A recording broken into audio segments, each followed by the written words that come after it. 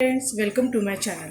आज आपण बनवणार आहोत कमी साहित्यात बनणारी शरीराला पौष्टिक अशी ज्वारीच्या पिठाची आंबील।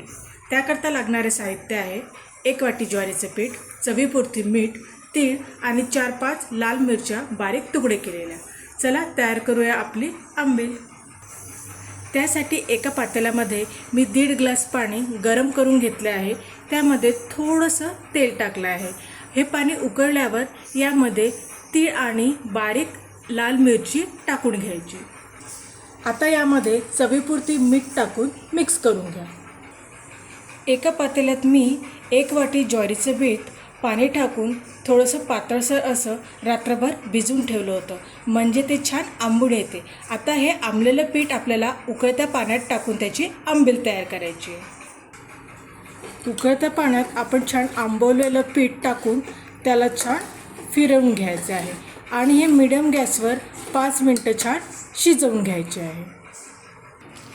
तयार आहे आपली पौष्टिक अशी आंबील। व्हिडिओ आवडल्यास लाईक करा, शेअर करा, सबस्क्राईब करा। भेटूया नक्की रेसिपीमध्ये। Bye bye.